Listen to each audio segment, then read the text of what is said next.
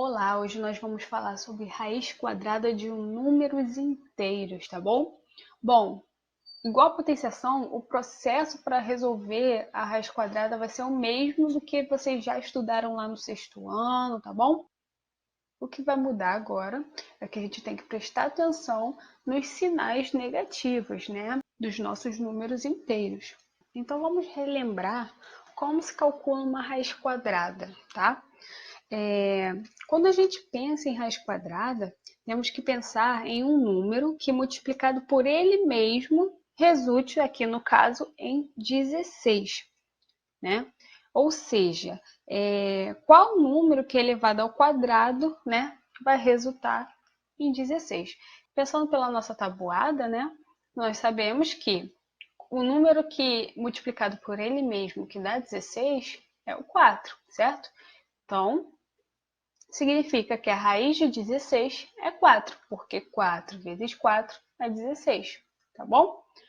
Agora vamos resolver alguns exemplos aqui, ó. Raiz de 49. Que número que elevado ao quadrado dá 49? Ou seja, que número que multiplicado por ele mesmo dá o 49? Bom, observando a nossa tabuada, nós sabemos que esse número é o 7, certo? Porque 7 vezes 7, 49. Então, a resposta aqui é exatamente 7. Bom, próximo aqui, raiz de menos 25. Aqui vocês precisam prestar bastante atenção. Vou fazer uma pergunta para vocês. Tem algum número que elevado ao quadrado dá menos 25? Bom, lá no vídeo sobre potenciações, eu disse que qualquer número elevado ao expoente par, o resultado é sempre positivo. Então, não tem nem número que eu possa colocar aqui dentro que ele elevado ao quadrado consiga achar um resultado negativo, tá bom? Isso é impossível, não tem como, não existe, tá bom? Então, quando isso acontece, né?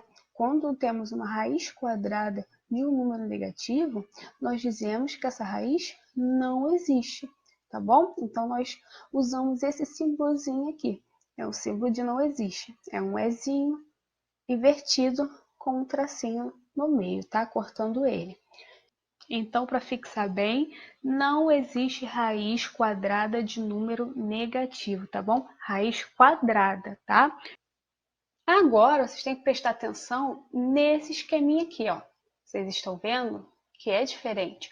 O menos aqui está fora da raiz.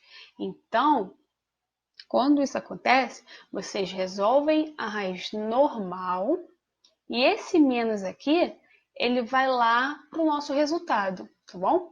Então, ó, qual é a raiz de 64? Qual número que multiplicado por ele mesmo vai dar 64? Não é o 8? Porque 8 vezes 8 não é 64?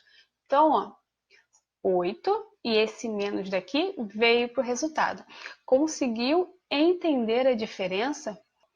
Bom, essa daqui muita gente já sabe de cabeça também, tá? Mas eu quero relembrar com vocês como resolve quando as raízes são grandes, tá? Porque lá na apostila de vocês vão ter que resolver algumas raízes que vão dar trabalho, né? Quando isso acontece, você pode ficar tentando 10 vezes 10, 11 vezes 11, 12 vezes 12, 13 vezes 13, 14 vezes 14, até dar o resultado. Mas imagina se fosse uma raiz de 3.000 e pouco, né? Fica difícil. Então, vocês vão fazer a decomposição deste número aqui, tá? Bom, a decomposição vocês já sabem como faz, né? Então, vamos resolver aqui, ó. 144, como é um número par, eu posso dividir por 2. Vai dar 72, ainda continua sendo um número par, então eu continuo por 2. 36, posso continuar por 2. 18, posso continuar por 2. 9 já não é um número par, então eu vou dividir esse 9 por 3, tá? 9 dividido por 3, 3. Continuo com 3 até chegar a 1, tá? Agora, gente, vamos prestar atenção aqui. Aqui é uma raiz quadrada, certo? quando é uma raiz quadrada, eu vou agrupar os meus números iguais de 2 em 2, tá bom? Então, ó, agrupei outro e outro, tá? Eu consegui, ó, 3 grupinhos aqui de 2. Agora eu vou retirar um número de cada grupinho que eu fiz, tá? Esse grupinho aqui, ó, vou retirar 1. Esse grupinho aqui, vou retirar outro número. E esse grupinho aqui, eu vou retirar o outro número, tá bom? Agora, nós vamos multiplicar esses números aqui que a gente retirou, tá? 2 vezes 2, 4. 4 vezes 3, 12. Então, raiz de 144 é 12. Se você efetuar a multiplicação 12 vezes 12, você vai encontrar justamente o 144, tá bom? Então, lá no nosso livro, tem uma questão que é sobre raiz cúbica de um número bem grande. Vocês vão decompor também, tá bom? Só que agora, como é uma raiz cúbica, vocês vão agrupar de 3 em 3, tá bom? Depois você vai tirar um númerozinho de cada grupinho que você fez, tá? E depois multiplica. É o mesmo passo a passo. A única diferença é que você vai agrupar de 3 em 3, tá?